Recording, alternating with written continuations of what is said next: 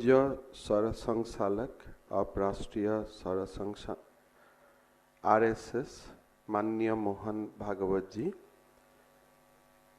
Shrimati Shashibala president ICCS, Elder Inija, Elder Elizabeth, Grandma Jeuti, Elder Toraja, Elder Elman, Elder Achamimi, Sri Pulin Chandra Gogoi, Sri Basant Agarwal ji, ladies and gentlemen.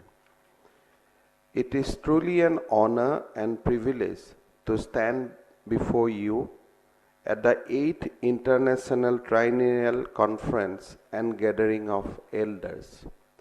First of all, let me welcome all of you to this state of Assam. Assam is known as a very important state of India. We are situated in the northeast part of our country, and I am sure in the next 5 days you will be in Assam and Arunachal, and you will be able to explore our beautiful state. This conference is hosted by International Center for Cultural Studies. I extend my heartfelt appreciation to the ICCS for organizing this remarkable event. The ICCS was established in Nagpur, India in 1997. The founders were interested in studying similarities among various cultures of the globe. A key objective of the ICCS has been to network globally to cultivate strong bonds with native communities of the world. The theme of this conference, Shared Sustainable Prosperity, resonates deeply with the challenges and aspirations of our time. The current era is marked by a negative global impact on indigenous tradition and faiths. To address these challenges, it is imperative that we draw upon the wisdom embedded in our indigenous faith and chart a course for the preservation and propagation of this belief for a sustainable future. In India, in addition to the major religions, several indigenous faiths flourished, reflecting the rich cultural diversity of the nation. Indigenous faiths in India are not merely religious practices, they are repositories of wisdom. They underscore an intimate connection between communities and the natural world. Preserving this belief system is about safeguarding diversity in religion. Alongside, it is also about sustaining ecological traditions which are integral to India's cultural landscape. These indigenous belief systems are deeply rooted in the traditions, custom, and folklore of different communities. A profound example of our indigenous faith is our Adivasi faith across India. Adivasi faith practiced by indigenous tribal communities are deeply connected to the environment. This belief system often include animistic practices, the worship of ancestral spirits, and a deep reverence for natural elements. Each tribal community has unique rituals, ceremonies, and deities. Examples include the Gond and Baiga tribes in the central India, the Santals in the east, and the Bhils in the west, the Munda, the Orao tribes in Jharkhand, Chhattisgarh. Centralized around the worship of spirits, deities associated with nature and ancestors, this faith places significant importance on maintaining harmony with the nature, Mother Nature. The indigenous faith of various communities in my state Assam reflect a profound connection with nature and spirituality. Among these, Bathoism is followed by the Bodo people, with Batho revered as the creator of the universe. Emphasizing harmony with nature, Bathoism involves ritual like prayer and community gatherings. Bodo people celebrate this faith through festivals like Boisagu and Domasi. Similarly, the Thai Ahom community reveres Longdong as their principal deity, propagated by Sorgadeo Sukafa through ritual like Umpha Puja. This prayer holds significance for other Thai communities of the state as well. The missing tribe worship Donio Polo, centering around the benevolence of deity represented by the sun and moon. On the other hand, the Karbi people's traditional faith, Aran Barim, deeply rooted in animism, involves the worship of various nature-associated deities. Aran Barim reflects their commitment to maintaining harmony with the natural world, integral to their cultural identity and spiritual lives. The Ravhas believe in malefic and benefic spirit and worshipping gods and goddesses, while Dimasa community worship Himalaya as Shiva. Prayers are an integral part of their daily rituals. The Deuris practices an animistic faith, worshipping both their ancestor and the deity Shiva.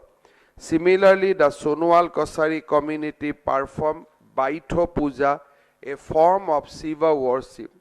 All these examples illustrate the diverse and rich tapestry of indigenous faith in Assam. The ancient faith and tradition that have evolved over the millennia exert a profound impact on the way of life for numerous communities. Unfortunately, indigenous communities in India often become target of conversion effort by mainstream religions. Missionary activities carried out by various religious groups can result in a decline in the population who practices indigenous faith. The temptation of material benefits, education, and health care provided by the missionary organization influence individuals to convert. This leads to a gradual erosion of indigenous religion practices, with younger generation being exposed to external influences. There is a significant risk of dilution of indigenous belief system. Consequently, younger individuals may find themselves discouraged from practicing or embracing their indigenous faith. This issue is of serious concern for all of us. The erosion in the population of indigenous faith has an adverse impact on age-old culture and faith, along with the profound knowledge embedded in them. Therefore, it is the bounden duty of younger generation to adhere to the belief systems preserved by their ancestors for so long. Preserving this indigenous faith is essential to safeguard the cultural heritage and the wisdom passed down through generation. Birsa Munda, a revered tribal leader and folk hero, stands as an exemplary figure in preservation of indigenous faith. He played a significant role in late 19th century in Chotanagpur region of India in protecting and preserving the indigenous faith of the Munda community. Birsa Munda's legacy is marked by his effort to revive the traditional Munda faith. He encouraged a return to the indigenous religious practices and the worship of nature. This movement is referred to as a Bir site. His enduring influence inspired for preservation of indigenous culture in India. Today, his place is solidified as a pioneer in the struggle for the tribal autonomy and cultural identity. The father of the nation, Mahatma Gandhi, strongly opposed mass conversions. Reflecting on his religious belief and guiding principle, Gandhi expressed strong resistance to religious conversions, particularly those influenced by external factors. This opposition was rooted in his philosophy characterized by respect for all religion and a belief in the unity among faiths. Gandhiji was apprehensive about the divisive consequence of conversion, advocating for individuals to seek spiritual fulfillment within their own religious tradition. In his article, Why I Am a Hindu, Gandhi emphatically stated, I do not believe in people telling others of their faith, especially with a view to conversion. Faith does not admit of telling, it has to be lived and then it becomes self-propagating. The 18th century English critic and essayist Samuel Johnson recognized the profound loss of human society when there is a death of any language. We understand that the demise of any indigenous faith and culture implies an enduring loss of embedded knowledge and wisdom. In alignment with this sentiment, our government in Assam has created a specific department, the Indigenous and the Tribal Faith and Culture Department. We are working all round the clock and we are trying to preserve the indigenous culture and tribes in our state. Doing that, we are offering budgetary support to the indigenous communities. We are trying to see that the external factors which influence conversions of indigenous tribe and faiths are minimized. And also we are promoting and we are creating a respect in the society for the indigenous tribes and faith and their culture. I commend the ICCS for its unwavering commitment to revitalizing ancient traditions and culture worldwide. Their dedication to studying commonalities has laid the foundation for Vasudhaiva Kutumbakam, a profound aphorism propagated by the Upanishad, paving the way for a global collaboration we witness today. I am very honored that in this particular conference we have the presence of Pujya Sarasang Salak of Rashtriya Swayam Sevak Sangha, Manya Mohan Bhagavatji. I am sure that his speech will inspire all of us, and his speech will also inspire us to rededicate to work for preserving indigenous faith and culture. In conclusion, let this conference be a testament towards a future where preservation of indigenous faith is a shared responsibility. I always believe that the majority community has the more responsibility in preserving the indigenous faith and culture.